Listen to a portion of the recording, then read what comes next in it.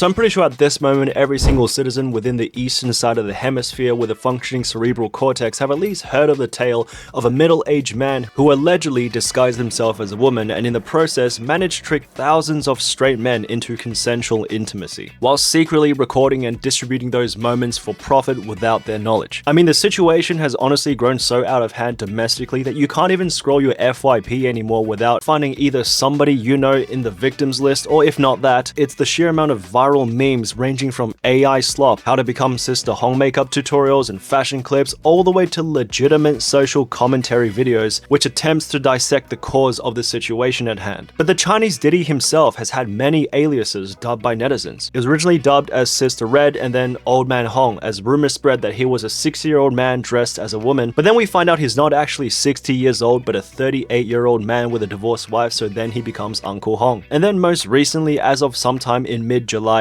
on Bilibili, I'm starting to see people refer to him as the Nanjing Zero. Let me break that down for y'all. So the man is from Nanjing, and zero is a term used to describe the appearance of a twink as opposed to ones, which is the more dominant variant in Chinese gay slang. So boom, Nanjing Zero.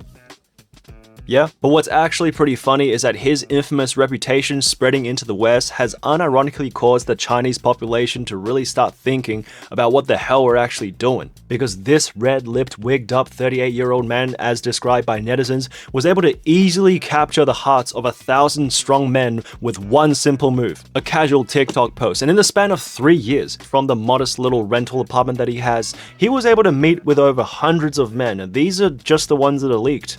I think the real estimates go up to around 4 figures. Okay, there was actually a crime documentary channel that did the maths, and his sources suggest that for every 10 guys Uncle Hong talks to, only one takes the bait, and he'll spend at least 1 hour talking to each victim. So taking that into consideration, and the fact that he has swindled over 1,400 victims, that means over the span of 3 years, this man was putting in a solid 12.8 hours of talking, just every single day.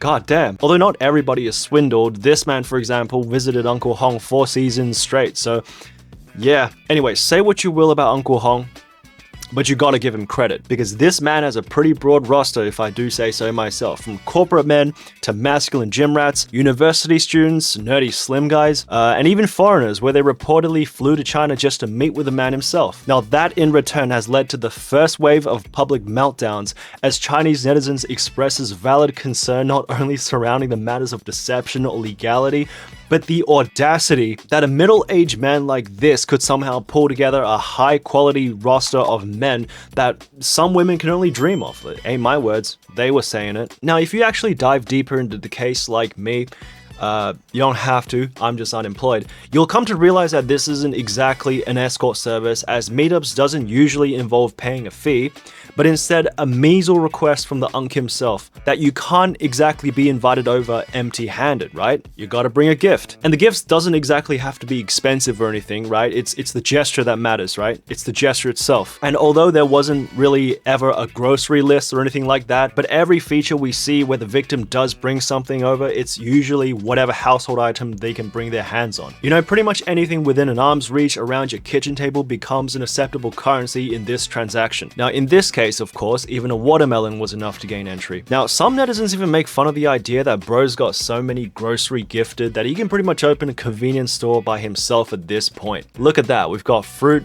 milk, and apparently a gallon of cooking oil.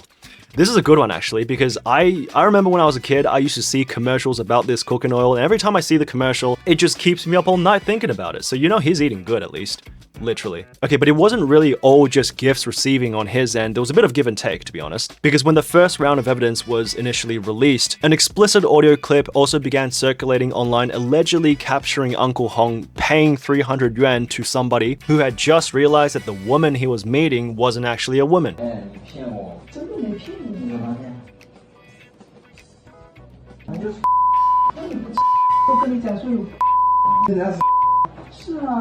The conversation then takes a sharp turn where the man flips the whole situation around and starts demanding money from Uncle Hong instead in order to continue the act.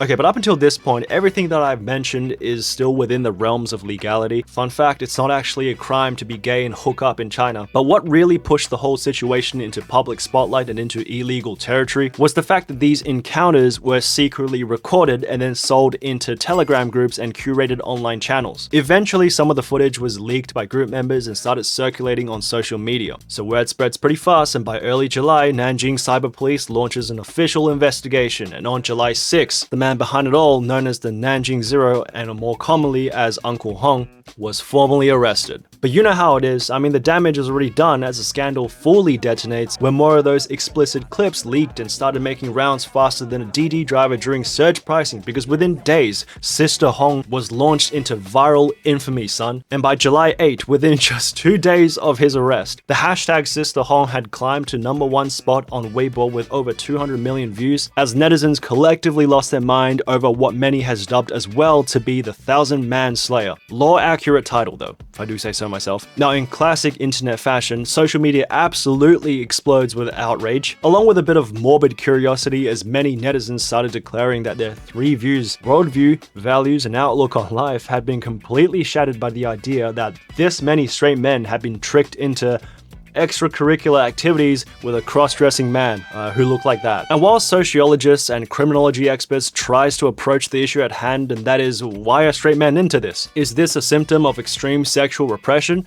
Or could this be a deeper societal forces at play here? Netizens naturally takes a much more different approach than the officials and decides to take the problem on with waves and waves of memes and slangs, where one of the most viral phrases to emerge from the whole phenomenon was 来都来了, which roughly just translates to, well, I'm already here. Might as well. Supposedly giving insight into the minds of people who actually found out what they were dealing with but didn't leave because they weren't raised to be a quitter. Now, unfortunately, however, the whole situation does take a sharp left turn into absolute tragedy when these clips started going truly viral. Because once those videos really hit your local For You page, you could think that you're just watching some gossip 3 provinces away from where you're at, which is all fun and games until you start recognizing people, as in their friends, their spouses, and even some curse cases, their family. This netizen, for example, caught his personal trainer in the video.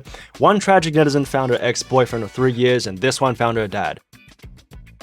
Which officially makes, hey yo, I recognize you in one of those videos, the hardest hitting diss you can possibly say to your ops in China in 2025. Of course, Chinese women online also expresses their distinct opinions online, as many were disturbed by the implication that thousands of straight men are willing to conduct these activities outside their marriage or relationships, and even under sketchy circumstances. And in some cases, users would insist on calling him Uncle Hong instead of Sister Red, basically refusing to feminize him because there were no women involved. This is a man's crime, don't drag women into it, was a common sentiment, which, I mean, to be honest, in my opinion, that's pretty valid. There were no women. And as of today, the Nanjing CDC is still offering free STI screenings to those who fear exposure. And that's pretty much it to the situation at hand so far. Let me know what you think.